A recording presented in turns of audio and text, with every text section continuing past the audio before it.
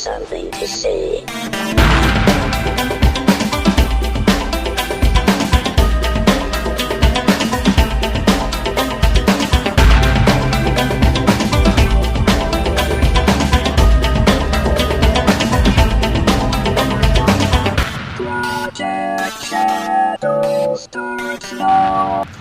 Hello everybody, welcome to Project Shadow number 559, Leonard Nimoy, Journey to Mount Seleya. This may be one of the most difficult episodes of the podcast I've done since the death of Anne McCaffrey. And I'm trying to keep my composure as I record this. I did not know Leonard Nimoy. I never met Leonard Nimoy. But if you haven't heard already, Leonard Nimoy passed away today. And it's been a long time coming. We knew he was very, very ill. We knew the other day that he had been taken to the hospital with chest pains. And, this day was coming. But I didn't honestly expect it to affect me as deeply as it did, though I probably should have. I really should have. Leonard Nimoy has been part of my life for as long as I can remember. When I was a little kid watching Star Trek reruns, Spock was a hero of mine. I grew up in the 80s when the Star Trek films were just starting to get made, and there was Spock. I remember, watching him on Vulcan, going through his Kolinar, and as somebody who had a lot of anger issues, Spock was always such a role model for me because anytime he let his logic slip, you saw that rage beast come out of him. And I looked at Spock as one of those role models of how to get myself under control, how to rein my own energies in, how to make my own life better. And so I have, to this day, spent most of my life studying Stoicism and practicing a form of Stoicism to keep my passions in check. And of course, the Stoic in me, I hear Epictetus in the back of my mind saying Leonard Nimoy was an actor. Do not say, I like Leonard Nimoy. Say, I like actors. And platitudes like that really don't help. It's not a personal loss. It is a fear of absence. I think it's more of what it comes down to. Like I said, Leonard Nimoy, beyond just the character of Spock, was a wonderful photographer. And there was so much about him as a person that I respected. It was, watching him tell me about the great unsolved, unknown mysteries of our life and of our world, and those early documentaries about Stonehenge and everything.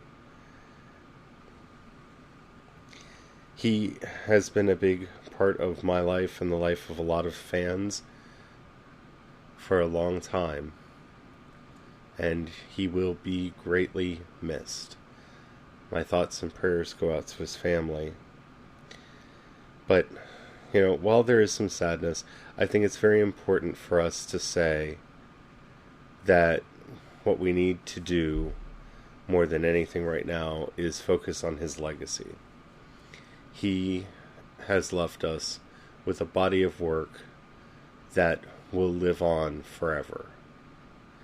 His sense of humor in interviews, his strength of character as a person, he is one of those few people that we can honestly say was part of something that changed the world.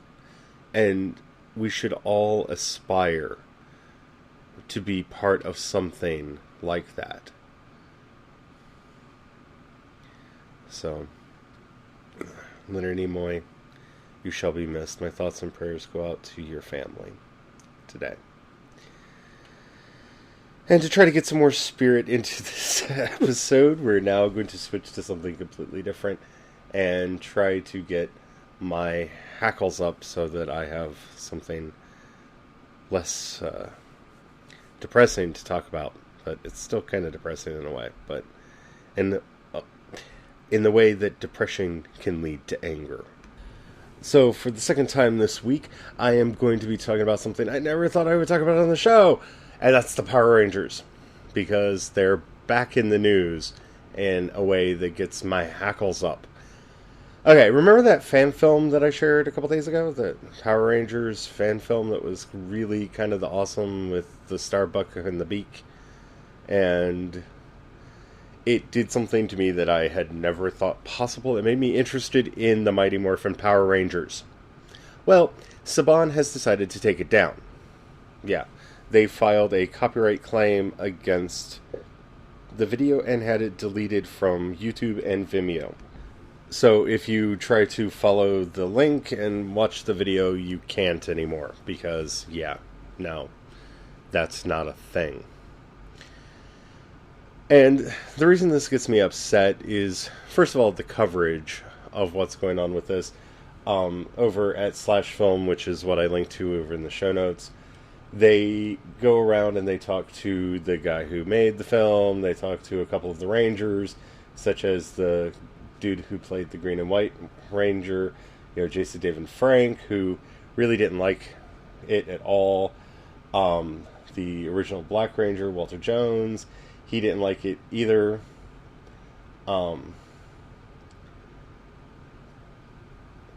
So, and they all kind of said that it was because of the, kids watch the show and what have you. The original Pink Ranger, Amy Jo Johnson, though, she kind of liked it. And she said one of the more interesting things I think about this whole thing. She said, and I quote, "Okay, so you've all probably already seen this, but just wanted to share. Personally, I think it's kind of awesome, but don't tell Saban that. I might get sued, winky, and it's clearly not for kids." Yeah, I agree, and the fact that Saban does not have a sense of humor about this is, one, not surprising. It's not surprising at all, but they're currently in the works of making a Mighty Morphin Power Rangers movie. Lionsgate's doing that. It's going to be a big budget movie. I'm pretty sure it's only getting made because Pacific Rim did really well. And while I doubt that they were going to go dark and gritty like this, Power Rangers fan film was, this was doing them a lot of good. I'm one of those people that might have been more interested in going to see the Power Rangers movie because of this short film. It's like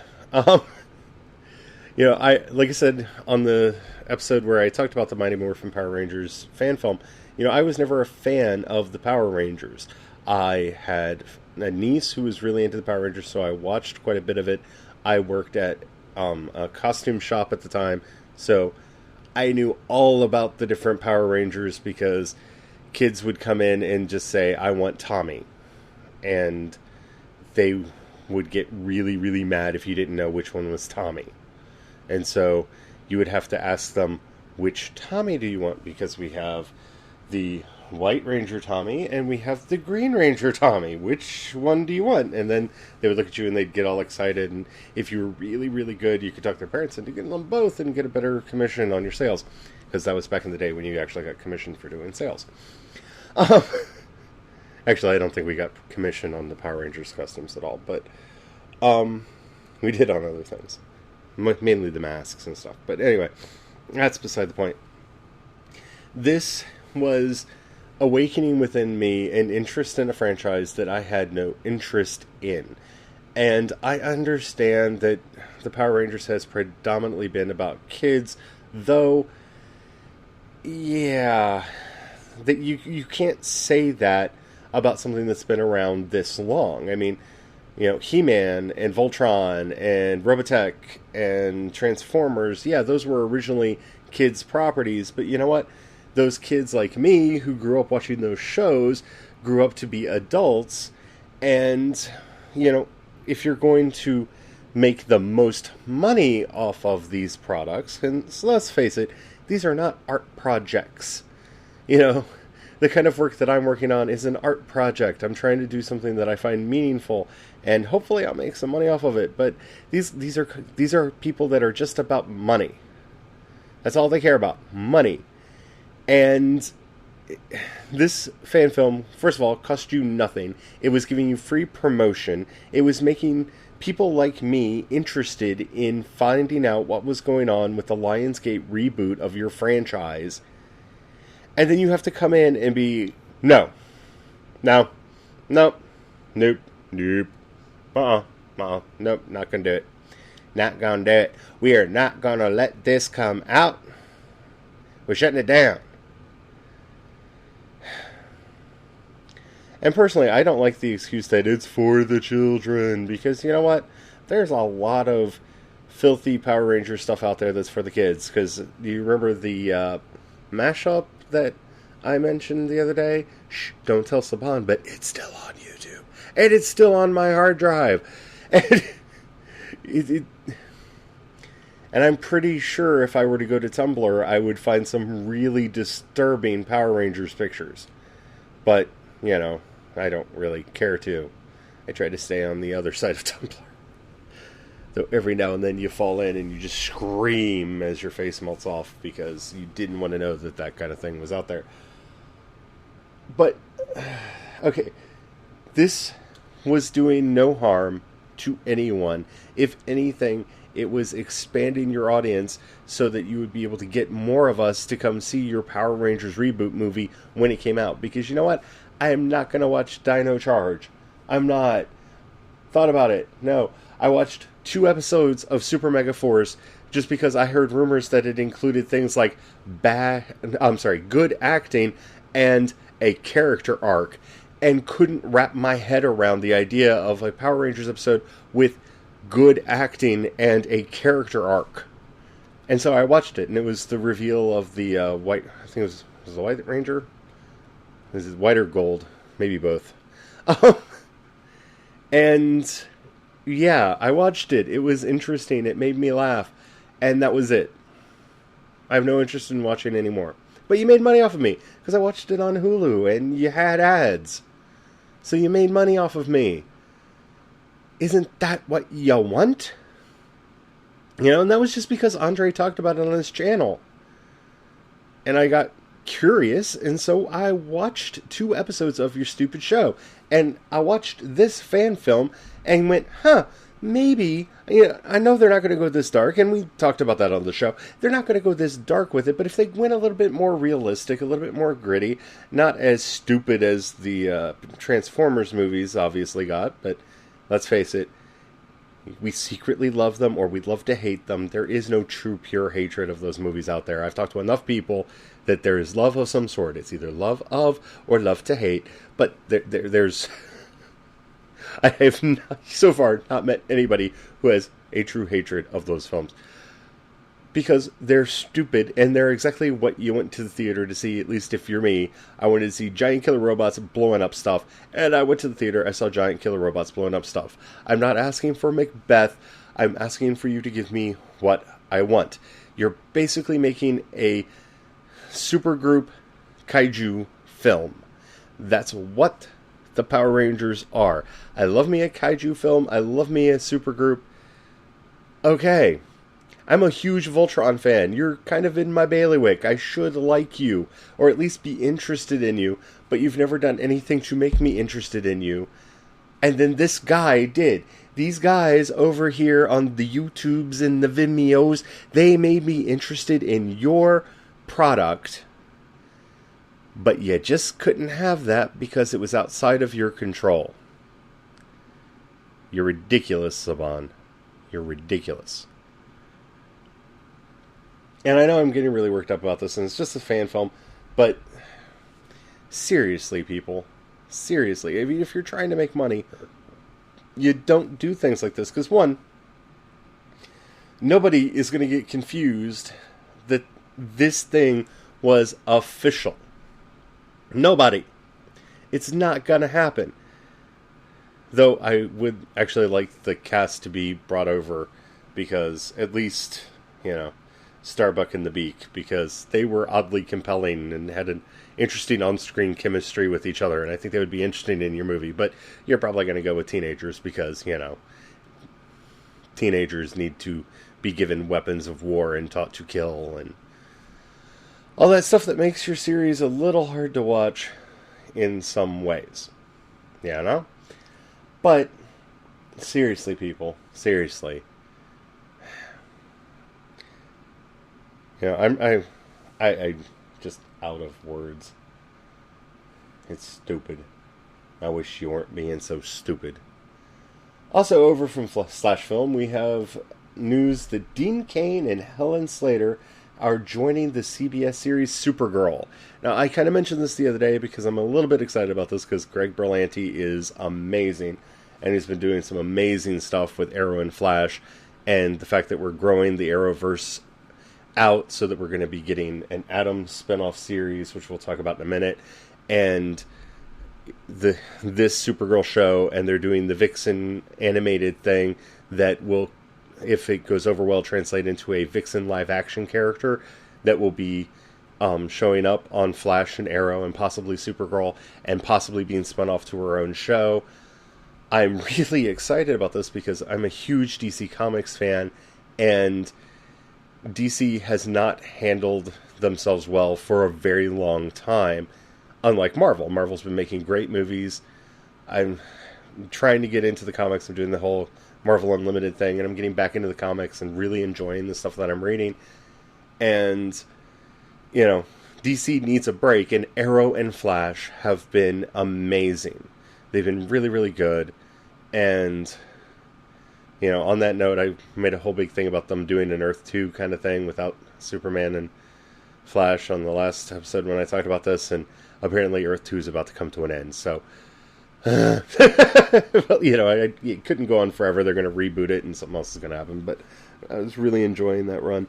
But anyway, we now have some more news about these actors and who's being brought over to work on Supergirl, and I couldn't be more excited. Dean Cain is being brought in. If you don't remember him, he was Superman in Lois and Clark. Helen Slater was the original Supergirl. Like, if you saw the Supergirl movie that came out when the Christopher Reeves Superman movie was big, she's the woman who played Supergirl in that movie, which is awesome and hits me in that sweet nostalgia spot that they are so good at hitting. It's like having the Flash from the original Flash TV show play the father of Barry Allen on the current Flash show. It's just like, yeah! It hits you in just that right fandom place. I'm excited about this. So let's go over some of the things that we know. Melissa Benoist, I hope I'm pronouncing your name right, Melissa, is starring as Kara Danvers, and she's going to be the titular character. I don't want to go too into her backstory and origin story yet, just because I don't know what they're going to be doing with Supergirl in the show. Like I said, I was kind of hoping that they would ignore the whole, Superman thing and just have Supergirl be a thing. And apparently they're not doing that, so we'll have to, see where they go. If you're curious about her, apparently she was in a couple episodes of Glee. She played a character named Marley Rose on Glee, which, 2014 and 2015, those were the seasons I didn't see, because that was after I kind of lost my interest in the show. She was also on Homeland for a couple episodes, one episode of The Good Wife.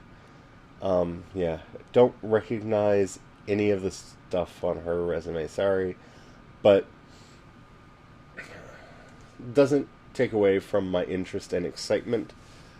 Because looking at her, she actually looks really familiar. But looking at her, I can see her as Supergirl. I am curious what they're going to do with her.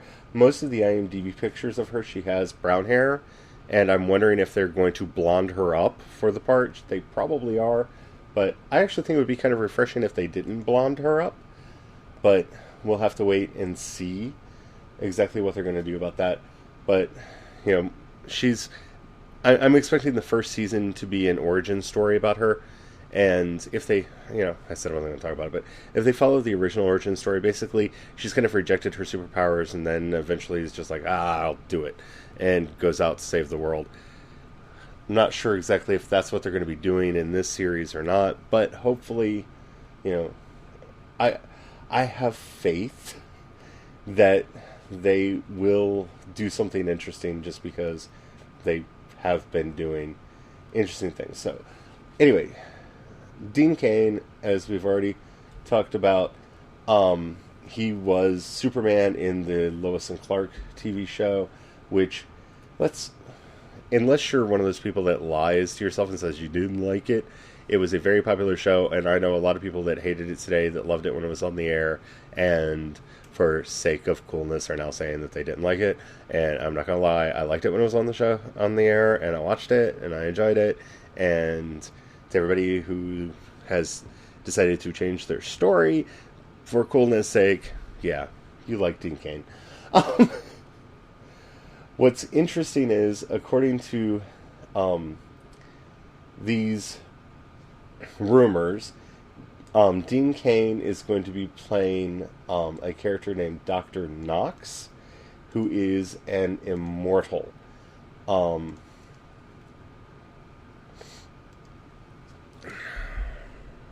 Sorry about that. I got distracted by the dog. Something was going on outside the window. I thought about cutting it out, but, a brief moment of meditative silence never hurt anybody.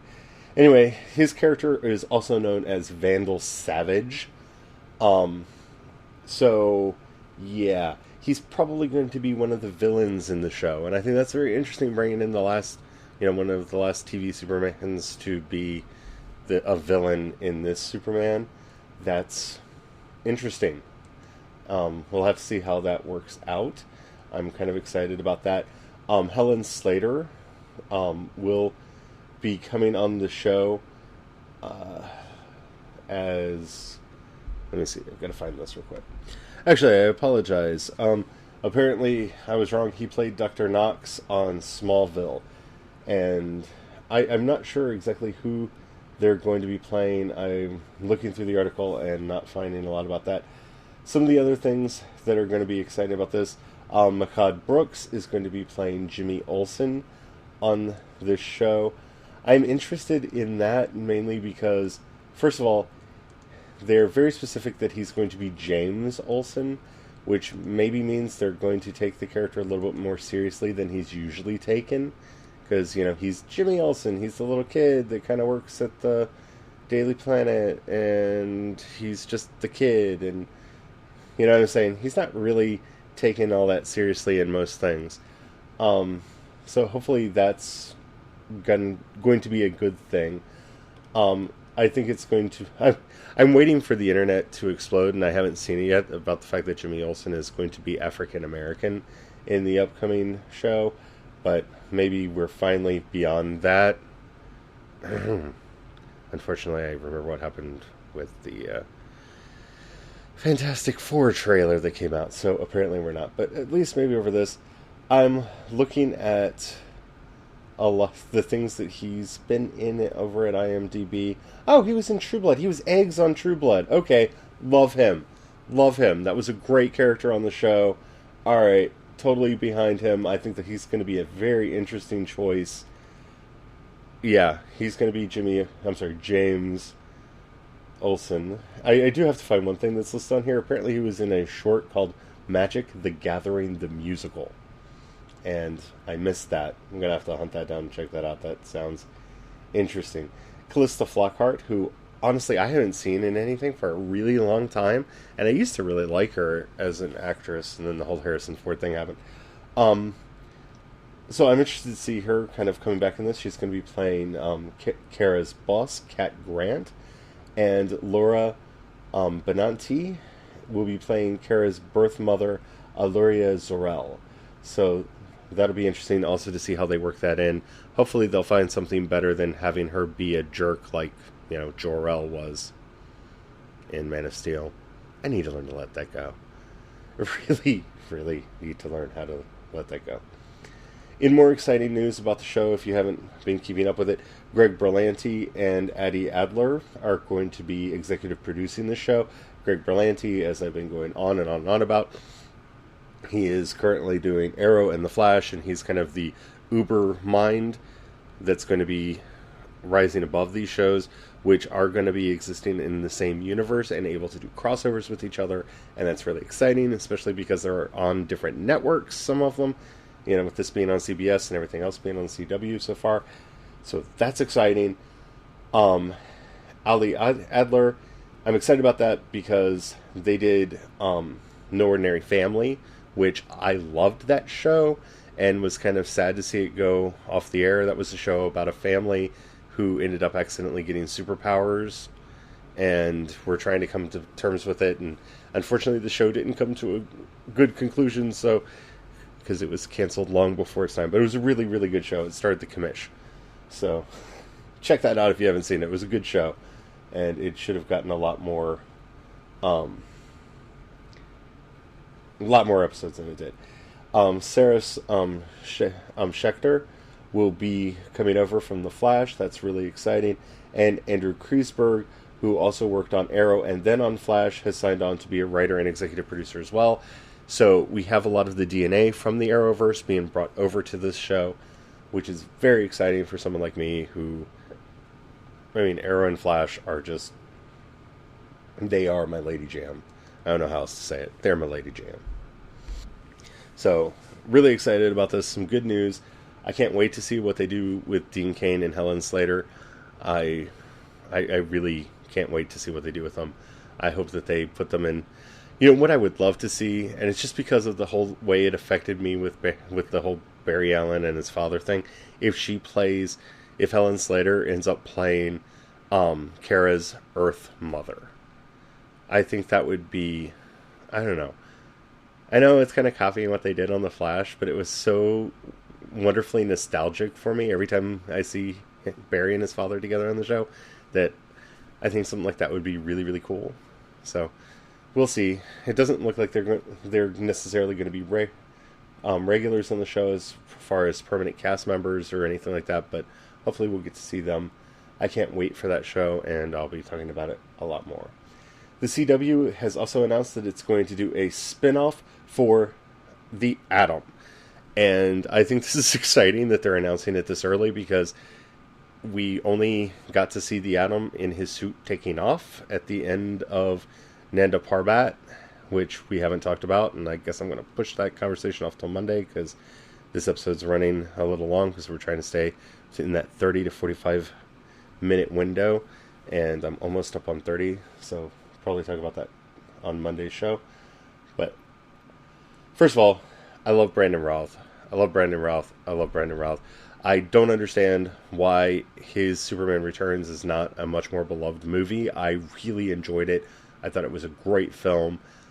I guess it wasn't as different enough for a lot of people. I actually liked that they found a way to reboot the franchise while at the same time staying true to the movies that came before it. I thought that was a beautiful way to honor it. I've liked him in a lot of things. I loved him in Chuck. I thought he was a great actor in Chuck.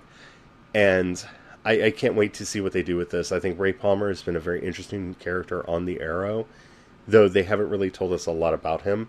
Though I do know that we are going to get an episode coming up in the not too distant future called, I can't remember if it's The Atom versus the Arrow or Arrow versus the Atom, some permutation of that phrase, where they're actually going to go up against each other because apparently Oliver is not going to be happy with the way that Ray Palmer decides to deal with crime. So I'm really curious what that means. Because we haven't really seen what he is going to be up to. We know that he's really committed to the cause. We know that he really, really has a vision for what he wants to do, but he hasn't explained it. So, for all we know, he's just going to be running around killing the criminals like, Oliver did in season 1. And that's going to be the cause of the grief between them. We don't know. And I'm really curious to find out. I would like to take a moment before I continue talking about this to say something about the Atom suit. Because I've seen a lot of people freaking out that it looks too much like the Iron Man suit. And I just have to say, you're idiots, shut up. I don't like saying that, but consider this your internet intervention. It's a power suit. Power suits will have a certain amount of similarity between them.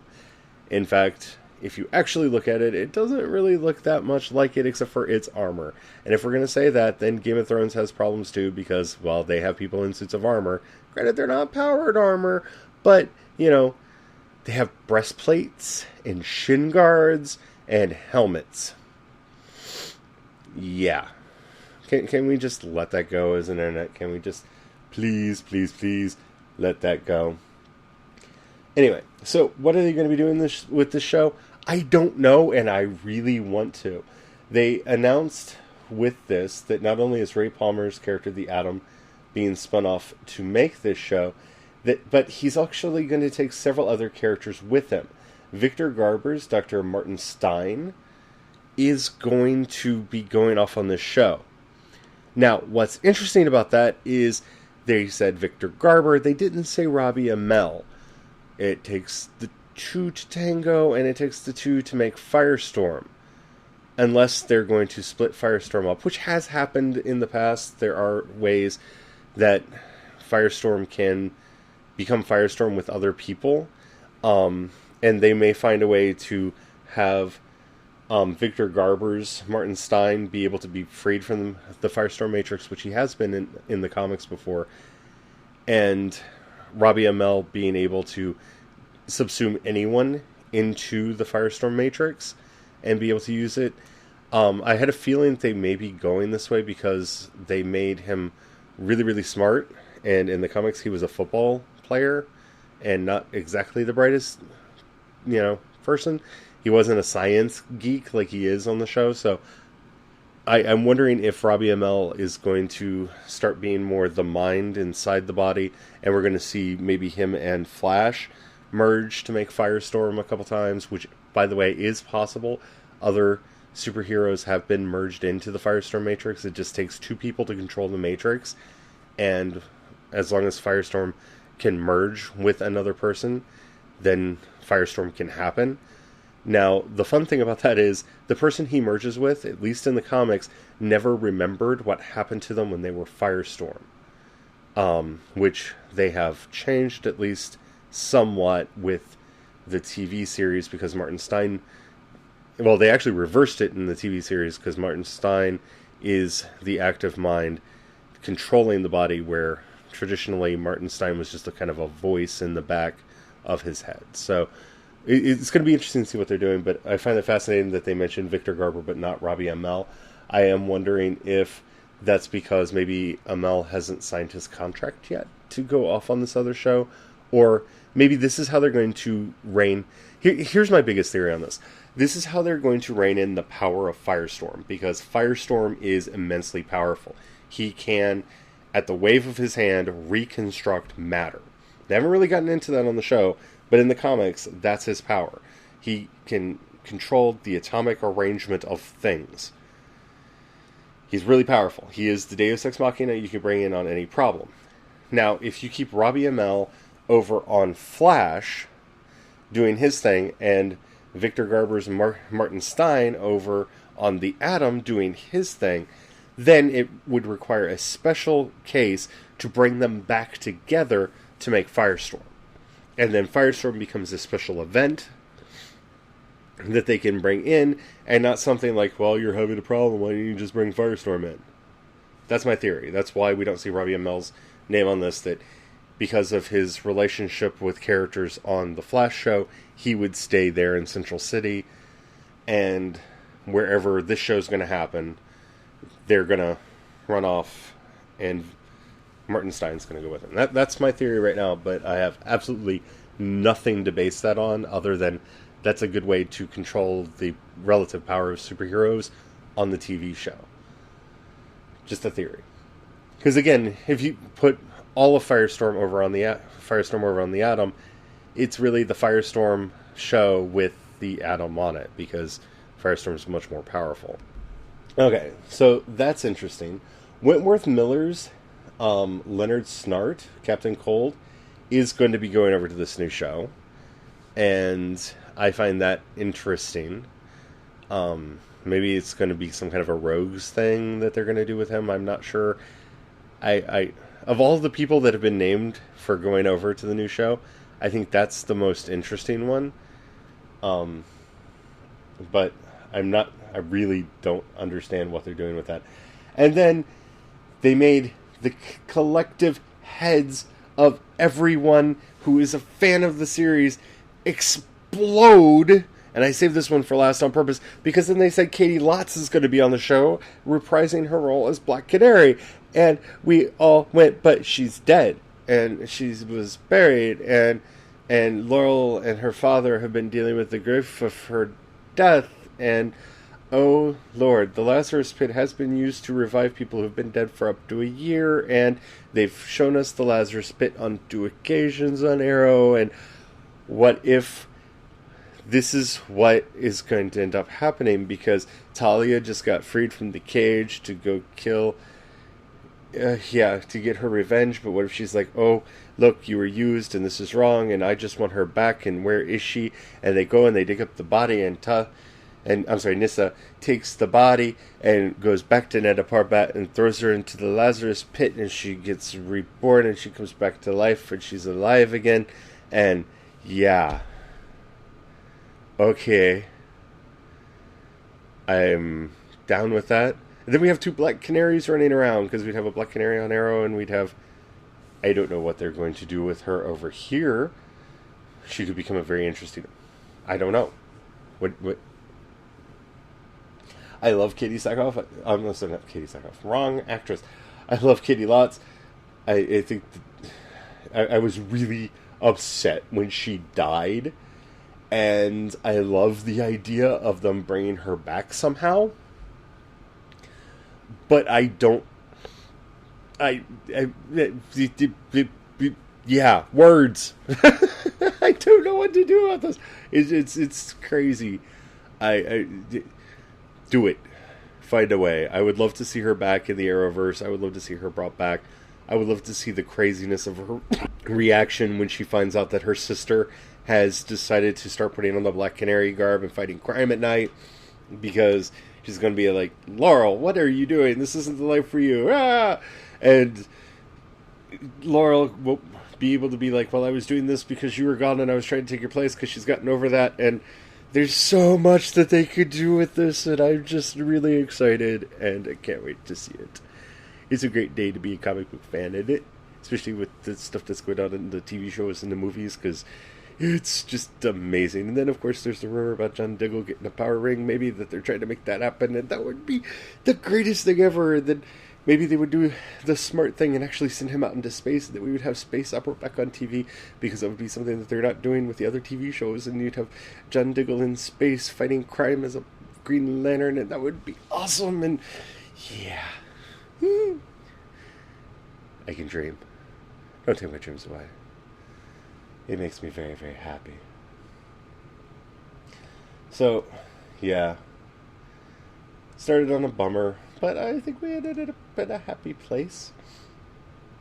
At least I hope you agree with me that we ended up in a happy place.